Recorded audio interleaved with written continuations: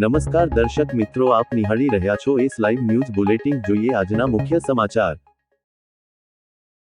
Saint ગોબન અને સપ્ત યુનિવર્સિટીએ આજે હવામાન અનુકૂળ ટેક કોમન્સ સેન્ટર સ્થાપિત કરવા અને બાંધકામ ક્ષેત્રમાં ટકાઉપણું, ઉર્જા કાર્યક્ષમતા અને સુખાકારી પર સંશોધન નાતે સહયોગને પ્રોત્સાહન આપવા માટે વ્યૂહાત્મક ભાગીદારીની જાહેરાત કરી।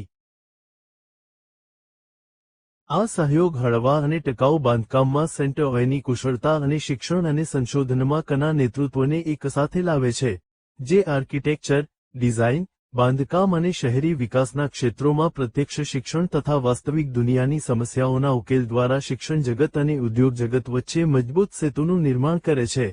આ કેન્દ્ર ટકાઉ બાંધકામ ક્ષેત્રે બિલ્ડિંગ સાયન્સ, સંશોધન, પ્રોટોટાઇપિંગ, કૌશલ્ય વિકાસ અને ઉદ્યોગ સંચાલિત જ્ઞાનના આદાનપ્રદાન માટે પોતાની પ્રકારના પ્રથમ મંચ તરીકે કાર્ય કરશે। આ પ્રસંગે બોલતા એશિયા પેસિફિક અને ભારત ક્ષેત્રના સિનિયર વાઇસ પ્રેસિડેન્ટ અને સીઈઓ શ્રીધર એન. એ જણાવ્યું હતું કે સેન્ટ ગોબનના ટકાઉ ઉકેલો હવામાન અનુકૂળ ઇમારતોની જગ્યાઓનું નિર્માણ કરે છે, જે 40% ઓછી ઉર્જાનો વપરાશ કરે છે, પ્રદૂષણ ઘટાડે છે, સર્ક્યુલારિટીમાં સુધારો કરે છે, ટકાઉપણું વધારે છે, રહેવા માટે સ્વસ્થ અને આરામદાયક જગ્યાઓ પૂરી પાડે છે। અમારો ઉદ્દેશ્ય સુખાકારીને કેન્દ્રમાં રાખીને ટકાઉ અને ઉર્જા કાર્યક્ષમ બાંધકામને પ્રોત્સાહન આપવાનો છે। આ સહિયારું લક્ષ્ય સપ્ત સાથેની અમારી ભાગીદારીના કેન્દ્રમાં છે। સાથે મળીને અમે આર્કિટેક્ચરના વિદ્યાર્થીઓને ભારતની અનન્ય જરૂરિયાતોને અનુરૂપ ટકાઉ બાંધકામ માટે એક લિવિંગ લેબ પૂરી પાડીશું અને આગામી પેઢીની પ્રતિભાઓમાં જાગૃતિ લાવીશું, જે આવનારા દાયકાઓ સુધી ભારતના બાંધકામ ક્ષેત્રના ભવિષ્યને નવો આકાર આપશે। આ ભાગીદારીના મહત્વ પર પ્રકાશ પાડતા સપ્ત યુનિવર્સિટીના પ્રેસિડેન્ટ પ્રો. બરજોર મહેતાએ જણાવ્યું હતું કે વાસ્તવિક દુનિયાના પડકારોનો સામનો કરવા માટે જ્ઞાનનું નિર્માણ કરવામાં યુનિવર્સિટીઓની મહત્વપૂર્ણ ભૂમિકા છે। ટેક કોમન્સ સેન્ટર, ટીસીસી, અને સેન્ટ ગોબન સાથેના અમારા સહયોગ દ્વારા અમે અમારા વિદ્યાર્થીઓ અને ફેકલ્ટીને ઇમારતોના પ્રદર્શન, ટકાઉપણું અને નવીનતા સાથે સીધા જોડાવાની તક આપી રહ્યા છીએ।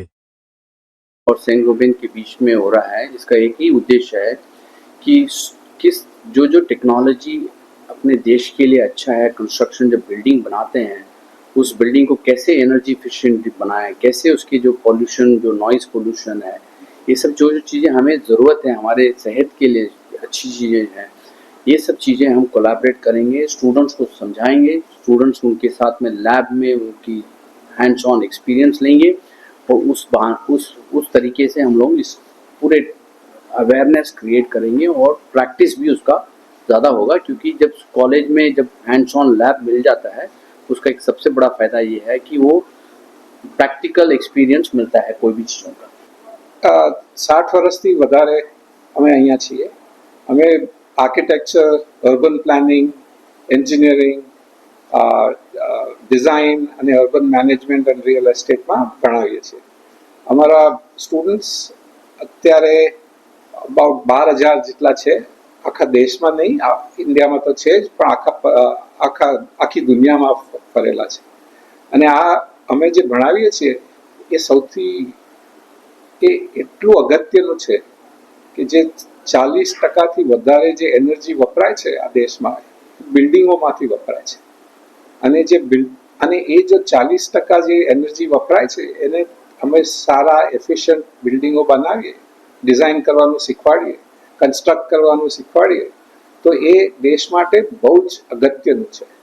એટલે આ કોલેબોરેશનથી અમે અમે કરીએ છીએ તો ખરા, પણ અમે આ વધારે ઇન્ડસ્ટ્રી કનેક્ટ સાથે કરીને એનું જે પ્રોપોગેશન થાય એ વધારે થઈ શકે એવું અમે માનીએ છીએ।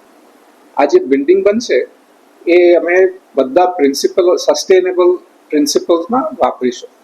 અને અમે વાપરતા હતા, પણ અમે જે નવા મટીરિયલ આવ્યા છે, જે સેન્ટ ગોબનના મટીરિયલ્સ છે, નવા મટીરિયલ્સ છે, જે ઇન્ટરનેશનલી, જેમ શ્રીધર સાહેબે કહ્યું કે જેમ જીપ્સમ બોર્ડ જે બધા પ્રદેશોમાં વપરાય છે, આપણે ત્યાં વપરાતું નથી એટલું, અમે એવું એ વાપરીશું તો એનું જે ડેમોન્સ્ટ્રેશન થશે એ રીતે જે આપણા કન્સ્ટ્રક્શનમાં જે ઇન્ડસ્ટ્રીના ભાઈઓ બહેનો છે એ લોકોને જોવું હોય તો એ જોઈ શકશે। એટલે એ પ્રમાણે અમે નોલેજ પ્રોપોગેશનથી અમે એ વધારે કરી શકશું।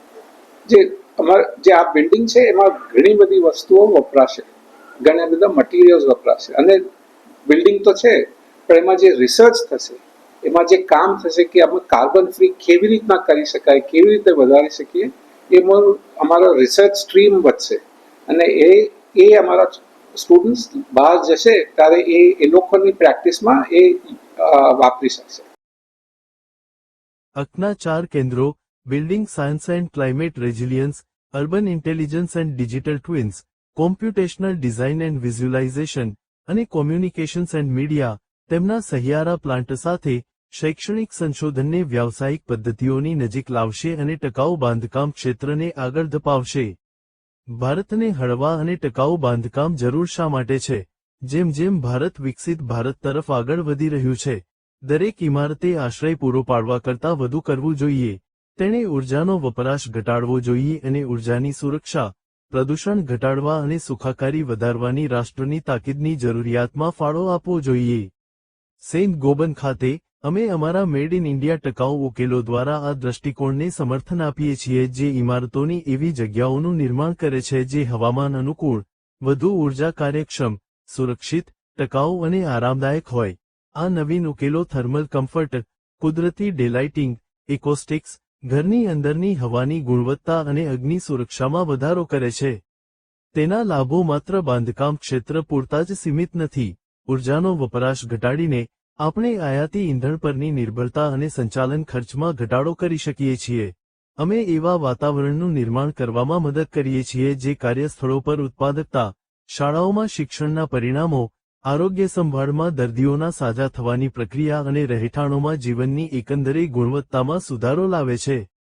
વૈશ્વિક નિપુણતાને સ્થાનિક નવીનતા અને ઉત્પાદન ક્ષમતા સાથે જોડીને, સેન્ટ ગોબન દેશના નેટ ઝીરો લક્ષ્યોને હાંસલ કરવાની દિશામાં પ્રગતિને વેગ આપવા અને ભાવિ પેઢીઓ માટે કાયમી મૂલ્યનું નિર્માણ કરવા માટે પ્રતિબદ્ધ છે. તો દર્શક મિત્રો, આ હતા અત્યાર સુધીના સમાચારની ખાસ ગતિવિધિ માટે આપ નિહાળતા રહો એસ લાઈવ ન્યૂઝ બુલેટિન. નમસ્કાર.